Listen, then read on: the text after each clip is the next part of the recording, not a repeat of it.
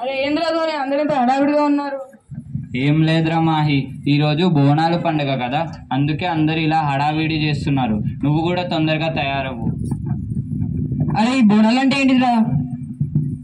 తెలంగాణ రాష్ట్రంలో అతి ప్రాముఖ్యంగా జరుపుకునే పండుగలలో బోనాలు పండుగ ఒకటని మా మాస్టర్ గారు నాకు చెప్పారు. ఈ పండుగను ఆషాఢ మాసంలో ప్రారంభించి శ్రావణ మాసం చివరి వరకు జరుపుకుంటాము. ఈ పండుగలో పోతురాజు కూడా ఉంటాడు. పోతురాజు అమ్మవారికి సోదరుడు. నేహా, ఈ బోనాలు ఎందుకు జరుపుకుంటారో తెలుసా? తెలుసన్నయ్య, నాకు అమ్మ చెప్పింది. వర్షాలు బాగా కురవాలని, పాడి పంటలు బాగా పండాలని, పిల్లా జల్ల అందరూ సుఖ సంతోషాలతో ఉండాలని అమ్మవారికి బోనాలు సమర్పిస్తారు. అసలు బోనం అంటే ఏంటిది? నేను చెప్తా. బోనం అంటే భోజనం కుండ అని 2 అర్థాలు ఉన్నాయి. ఇవి దేవికి సమర్పించే నైవేద్యం. కొత్త మట్టి కుండకు పసుపు రాసి కుంకుమ బొట్లు పెట్టి వేపాకులతో పూలతో అలంకరిస్తారు. ఆ మట్టి కుండలో పసుపుతో కలిపి వండిన అన్నంతో పాటు పాలు, అల్లం, పచ్చిపులుసు, ఆకుకూర మొదలైన వంటకాలను నైవేద్యంగా సమర్పిస్తారు. మరి శాఖ అంటే ఏమిటి? ఇందాక చెప్పిన నైవేద్యం కుండ పైన ఒక చిన్ని కుండ పెట్టి దానికి పసుపు కుంకాలతో అలంకరిస్తారు. అందులో నీళ్లు పోసి బెల్లం, పెరుగు కూడా వేస్తారు. దానినే శాఖ అంటారు. దానిపైన దీపం కూడా పెడతారు కదా?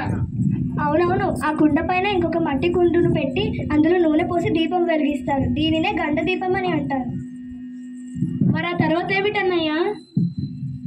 అలా చేసిన బోనాన్ని ఆడపడుచులు ఎత్తుకొని డప్పులతో, పోతురాజు ఆటలతో, మంగళహారతులతో ఊరేగింపుగా గుడికి పోతారు.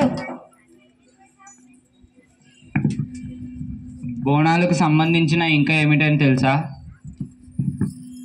ఇంకోటి ఉంది. అదే రంగం ఇక్కడికి వచ్చిన శివశక్తులు చేతిలో వేపమండలు పట్టుకొని జుట్టు విరబోసుకొని భవిష్యవాణి చెప్తారు.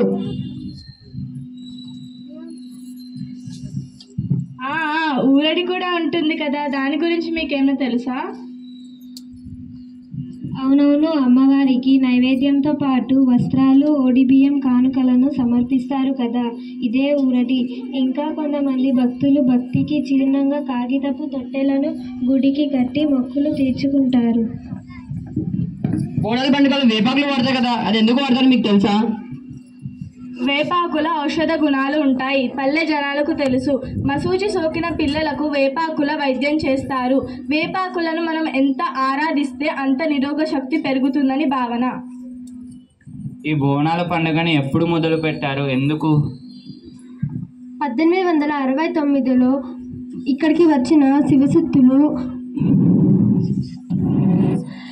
అక్కడ మలేరియా వ్యాధి, హైదరాబాద్లో, సికింద్రాబాద్లో మలేరియా వ్యాధి వ్యాపించి ప్రబల తీవ్ర జన నష్టం జరిగింది.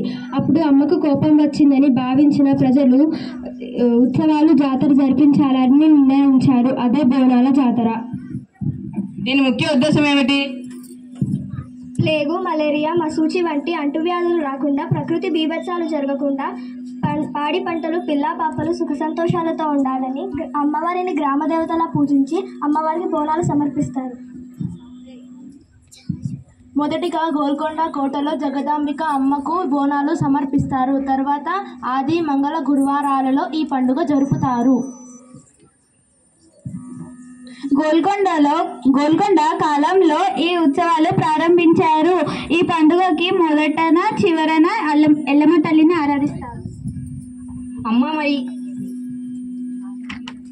అమ్మ మరి ఈ సంవత్సరమైనా వర్షాలు పడి పంటలు బాగా పండుతాయా? ఈ సంవత్సరం వర్షాలు ఆలస్యమైనా కానీ కురిపిస్తారా?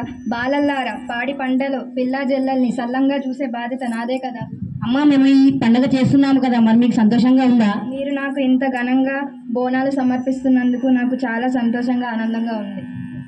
మా వలన ఏదైనా తప్పు చేస్తుంటే మన్నించండి అమ్మా. ధన్యవాదాలు.